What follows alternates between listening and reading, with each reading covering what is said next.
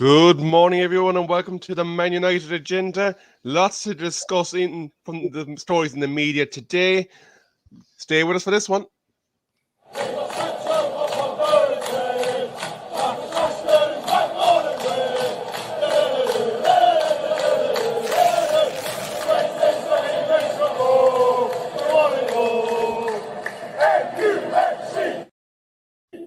Good morning. I'm ably joined here in the morning squad with my colleague OMONDI Juma, who was pitch side at Brentford for us yesterday. How was that for you yesterday, OMONDI? Yeah, great game to watch. Really enjoyed it. Obviously, game of two halves. First half, we weren't at the races, weren't getting the second ball. Just as Ralph said in his post-match comments, first half we weren't at it. We weren't winning 50-50s, weren't winning the second ball. And once we changed that, we were able to win the game. But the difference is I felt we were comfortable. They only threatened us from set pieces. And there's throw-ins as well, and from corners. And the only time they threatened us is when they were on the counter-attack, when we gave the ball away. And once we stopped that, we were okay. Absolutely. And I suppose just delving into yesterday's game, and it leads into the first story that we will be talking about, which is about Fernandes' new role. But I want to go into a small bit of it because you obviously weren't with us yesterday. You were doing the pit-side interviews for the Man United agenda. We saw what looked like a change of system to a 4-3-3. Again, Maguire was designated to a spot in the pine on the bench. And Bruno, when Maguire came on, kept the captain's armband, which could be significant. And I might get your views on that one shortly. But we obviously had a few good performances. Terez's delivery of ball, I thought, was on point. I'll get your feelings on that one too. Dalot seemed to be at the end of every ball that came into the box. Had a decent game for Manchester United. And again, probably is proving going to be tough for AWB to get that spot back. I don't think he will, to be honest with you, because we do seem to get more of an attacking threat. But there was a few comments I'm going to give to you from yesterday. At the end of the first half, the feeling was that United were frustrated that they were playing against a team that was more disciplined, carrying out their instructions better, and they set a tone right out of the gate. A stat that I gave the lads yesterday was following David De Gea's 3 saves in the first half, he went for a season total of 77 saves, the most of any keeper this season in the Premier League.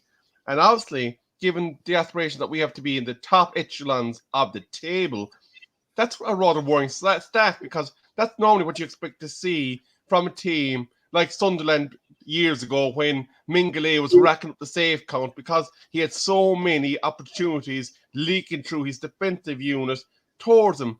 So that states to me that we're leaking far too many opportunities, that we've had 77 attempts on David De Gea's goal. But there's 2 quotes as well from the end of the game that I'm going to throw at you. One of them is from a young man that's displaying wisdom beyond his age. And he got his opportunity by Ralph yesterday, and he took it with a first goal for Manchester United in the Premier League. And that is Mon Alanga. Okay. He spoke after the game with admiration for the boss. He said he's been putting in the work at training, and that the attitude is you train as you play and you get your opportunities. So he's very much pro the work and putting in the effort in order to earn his spot. And then there was 2 Rangnick quotes I'm also going to give to you. Is in the first half, we didn't have a strong conversation in the dressing room.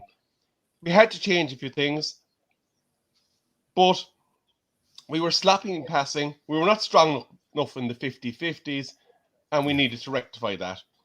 And the second one was in regards to one Cristiano Ronaldo, who initially came off rather perturbed when he was substituted. This is normal for a striker, Rangnick said. He wants to score goals, but we had gone 2-0 up, and it was the right decision.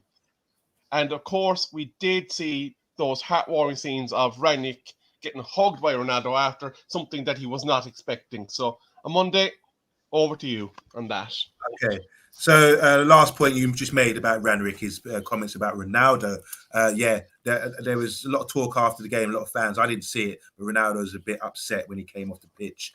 He obviously wanted to play on. He was playing really well. I thought Ronaldo had a good game as a striker. In the first half, he was coming really deep and helping with the build-up play. And I wasn't really happy about that. I want to see someone else do it. This is this kind of issue that I have where Fred and McTominay is sitting there, they're saying, yeah, they played well, whatever. People say they played well. But in the first half, they didn't. They gave the ball away a lot. And then Bruno and Ronaldo were the ones coming deep to try and play the ball and progress the ball. And really, we should have players like McTominay and Fred. They just should be the ones to be able to have the ability to do that. But anyway, Ronaldo coming off the pitch, obviously not happy. That's just his character. He's a winner. He wants to win. But then we have to look at it. We're 2-0 up against Villa, and Ralph didn't make a decision. He said after the game he wanted to go to a back three, but he was a bit worried that it would invite pressure. So he didn't make the decision in time, and we went back to 2-2. So I think at least now we're seeing, you can't have it both ways. At least now we're seeing him resting our top striker, bringing him off, having the balls to do that as well with Ronaldo, because Ronaldo wants to play every 90 minutes, and resting him. And obviously they've discussed it afterwards, and it was okay. And that's fine. We like to see that. Second point you made was about Lingard.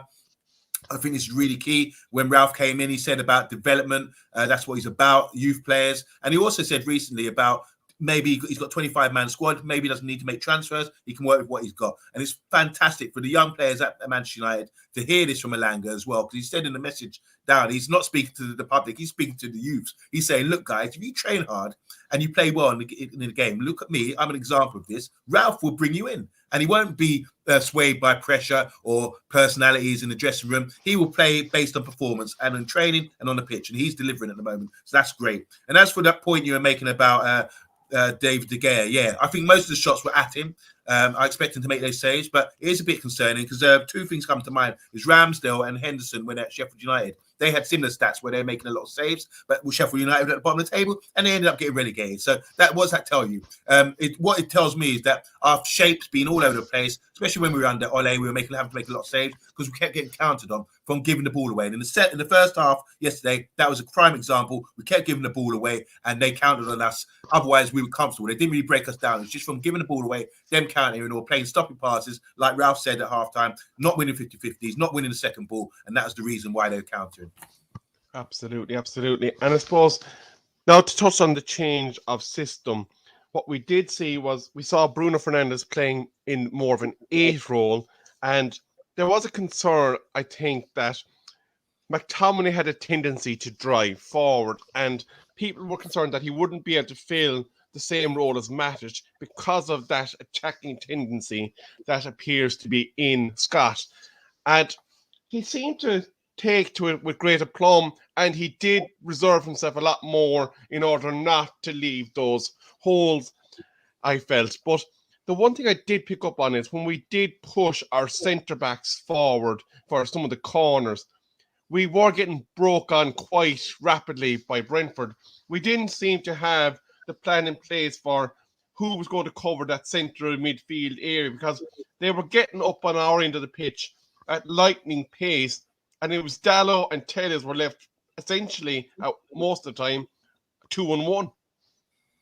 Yeah, that's so true. It does remind me of the goal we scored against Chelsea when we countered them and Sancho scored on the break from the long ball from defending the corner. Suddenly we were on attack, and it happened a couple of times yesterday.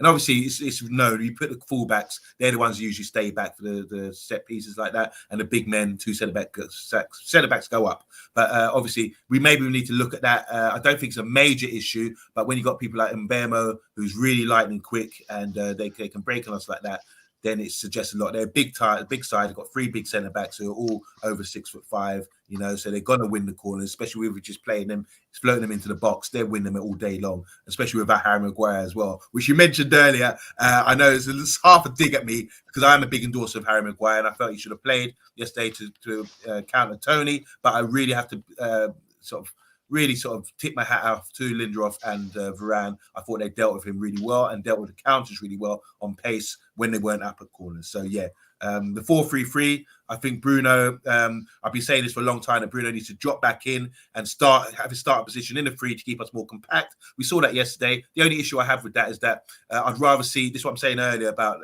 on the ball. He's coming deep to get the ball and looking up, head up, and looking to start the plays. But I don't see McTominay and Fred. What are they doing? What's their job? Shouldn't they have the ability to do that as well? That's my issue. And Ronaldo's coming deep as well. It's like they don't trust these guys to do that kind of thing. So what's Bruno going to do? Come deep and provide assist for himself to run onto? It doesn't make sense, you know. But Bruno, Ronaldo, really key players for us. I just want to see McTominay and Fred and provide a bit more on the ball, stop losing the ball, and play a bit more comfortable retention in their half. And we require those two players are really key to be able to do that. So please, guys, step it up. Absolutely, absolutely. And before we get on to our next topic, I just want to give some absolute wonderful praise to our Manchester United women's team who defeated Arsenal 1-0 in the Conti Cup yesterday. A fantastic achievement for the Manchester United women's team who have been progressing nicely over the last number of seasons. So well done to them in their cup victory last night. But big one. We thought at the start of the January window we'd be talking about incomings. But the next story we have is an outgoing story, and that is one Jesse Lingard. And depending on which story you read, it's either a loan fee that's been set or a transfer fee. But given that he's out of contract in the summer, you would imagine it's a transfer fee in essence, because he will not be coming back to the club, you would imagine, after it. We have two suitors in play. One is Newcastle, one is West Ham. What do you think of the whole situation? And do we need to replace Lingard if he leaves? That's a tough one. Has Lingard played? Not really, no. Has he needed to play? Who knows? He scored a great goal against West Ham. We were there at the London Stadium early in the season. He came on and played really well. I think Lingard's quality. He's got a Premiership credentials. He can definitely play. But I've got to look at it like this. He's not playing. He's not getting games. Whether I think he should get games or not, I'm not making decisions. So for him to go, I would rather just take the money now, give him a transfer and let him go. A few weeks ago, I said, keep him because of the squad depth and that kind of thing. But it looks like now we've got enough players there and he doesn't seem to be getting a look in. So I'm disappointed in a way. I think we'd rather keep players, even though he's going to go for free, because I don't want to go to West Ham. I'd rather go put him on loan where they don't play against us. We've got to play West Ham again this week. All right, make the transfer deal after we play West Ham and then do what we want, you know. But yeah, he's a good servant for the club, good player as well, good Premiership player. Obviously, we need to get some football, so maybe we need to let him go this window. What do you think, Rebel? I think the sobering point for me, and I made this point yesterday, was this. I looked at the Manchester United bench that was named for the game last night, and there was two goalkeepers named on the bench. Yeah. And I put it to the panel last night that given the circumstances and the quantum of risk, that it'd be unlikely that you would need the services of both keepers off the bench. Why did we not bring a short tier or somebody from the academy, give them a day out in Brentford, and if the opportunity came, maybe even have given them 4 or 5 minutes at the end of the game? But Ralph Rangnick named two keepers. Is that a testament that we might be a bit light in terms of options that he feels he could use in the first team? Because obviously Sancho was absent because of an bereavement, and we had Martial. Was he there by necessity or because they've healed their differences? I'm not sure. I think it could be. He could be right about that. I mean, two goalkeepers doesn't make sense, does it? It's a bit crazy, that one. Maybe Henson might be leaving. We don't know. We have to wait till the end of the transfer. Maybe Henson's leaving and Heaton would be the guy to come in because Henson needs to get game time as well.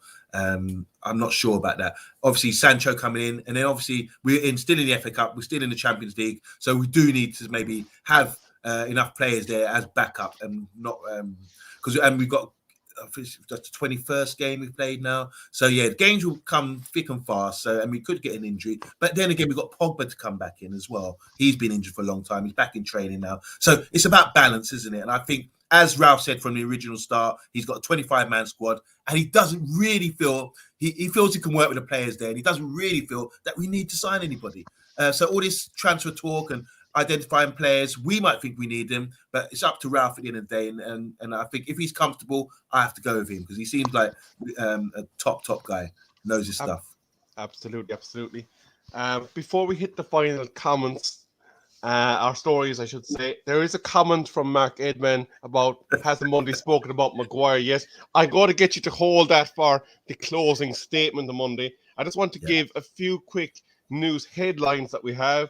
Reece Bennett has signed his first professional deal with Manchester United.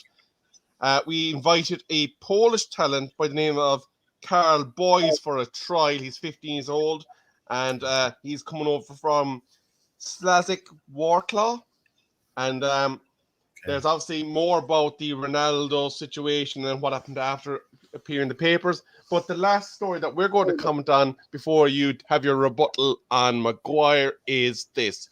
There has been an update on one Zakaria that we appear to have been pursuing throughout the January transfer window. Now, you do have some interesting points on that one for us on Monday, but it is believed in the news circles, though, that we now have rivals in the form of Bayern Munich for the signature of the player, although the German media still feel confident that he's heading to English shores. But what have you got for us in regard Zakaria and the United assessment of him? Well, I've done a big assessment on Zakaria over the last few weeks since he became identified as maybe one of our targets. 6'2", good player. I think he would be suited for Man United. But I found out the other day on the grapevine that some of our scouts are not really satisfied with him, maybe not thinking he's that good after all. So I've been looking at him, trying to get a better look. I haven't seen 90 minutes of him recently, but that's something maybe with the international coming up, maybe we might be watching for Switzerland. But tell you something, if Bayern Munich come into you and you're in the Bundesliga, that's a head turner. So if he's got any doubt at the moment about where to go, that's definitely changed now. I mean, Man United, we were the four front runners for his signature for a freebie or maybe signing this January window. But Bayern Munich are huge in Germany, and most they usually like snap up all the players from the lower clubs in their league, and that's just a natural progression of these players in that Bundesliga. So be interesting to see what happens with him. But I do think still, even though the scouts have said cast some doubt on him, I do think he's would be a good addition to our first team or squad, in my opinion. Absolutely. Now, on Monday, this is your moment to shine. You're going up on the big screen, and I'm going to give you your moment to talk about your hero, your talisman, Harry Maguire, and he basically coughing up that goal yesterday. Okay, so here's the thing about Harry Maguire. I know he was started on the bench, and this is the second game now, and he's supposed to be our club captain. There's a lot of criticism about him. I think he's always susceptible to that with the slab head title and everything else. But I remove all that, and I just try to judge him as a footballer and what he does for us. And last season, he was magnificent, in my opinion. And when he wasn't there, we really missed him. This season, he's had a bad start, being a bit of a calamity with certain games where we look really terrible. But I think it's due to the system. We know his weakness. He doesn't like players running at him. But when he's on the ball, he's good on the ball. He wins all his headers. He's commanding in that respect. But the only issue is you don't like players running at him, especially quick players, those Vardy sort of players, everything else. What happened? We got Lindelof and Varane now forming a good partnership. We've had 2 games now where they've been done really well. They're both quick, they're both strong. And I assumed yesterday that maybe Harry Maguire would play because we would be up against Tony. We saw what Tony did to Ben White at Arsenal in the first game of the season. He really made him look like a young boy, physically won most of the headers against him and that kind of thing. And I thought Lindelof, especially what his weakness might be a physical weakness, but he really done okay against him. They're both done really well. Varane was immense yesterday. So as regards Harry Maguire, I would like to see him come back on the side. Maybe he needs to sit on the bench and realise, oh, okay, I need to really sort of step it up now. And it could be a good thing. This is about character again. As we saw with McTominay, it's about character. He came back in the second half after playing quite poor in the first half and started delivering, just stepping up mental things, even though he hasn't got the technique. So Harry Maguire, I know people have been giving me a lot of stick because I do endorse him, but the mistake yesterday, I don't think it was really his fault. You come onto the game, you played, was it a back 3 they played? I wanted to ask you because I couldn't really tell when watching the game last night. So you come on late. They say he made a mistake. They say Matic made a mistake as well. And 2 players that I'm always endorsing, but I can accept that. Let's just move on to the next game. At least we've got the 3 points. And I'm not interested in cutting Harry Maguire. I'm interested in lifting him up. And I think all you guys should be doing the same. But thank you.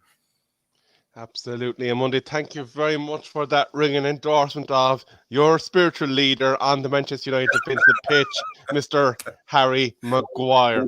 Now, this is where I would like to give our thanks to everyone that has joined us this morning, but I want you to all stay tuned and keep it with the Man United agenda, because we will be back this evening with another show at, is it 8 or 8:30 on Monday? I think it's 8:30 tonight. Hopefully it is for me anyway. 8:30 Yeah. on the ball. Now, I know you're looking forward to this one on Monday. Tomorrow, you get one Mr. Bat time with Vaughan in the hot seat for the on-the-spot quiz. Now, on Monday, I know you want to lace up your boots and go studs up, but be nice. He is a guest. You know, I've got a lot of respect for Bath Time with Vaughan. I'm always interested in what he's got to say, his comments. I think he's he contributes really well to the Man United agenda, and I'm really happy he's coming on the show to do the quiz as well. You know, I think he's got a lot of wisdom, especially about the game. He got good observation as well. So quiz is just a bit of fun, and I hope he comes on, and I hope everyone enjoys it. So everyone tune in and big up Bath Time. And anyone that is looking to face the Quizmaster, get in touch with us either on Twitter, or you can let us know in here in the comments and we will reach out to you. And then on Friday, we will also have a preview show for the West Ham game coming up. We have the Friday night takeaway with the dynamic duo of Mr. B and TalkMU at 10 p.m. after the Watershed on Friday night. And we will, of course, be back with another watch-along for that big game against West Ham United, where we go in search of another 3 points to get our season back on track. But this has been the morning news and gossip update. I have been Rebel. My colleague has been Amundi. I've been Man United and Omondi Juma. Rebel, big up, man. I love you, Rebel. I love working with you. And hopefully, we do more of these shows for the next couple of weeks. Yeah, big up, man. Absolutely. Big up everyone in the comments. And a very good morning to you and have a good day.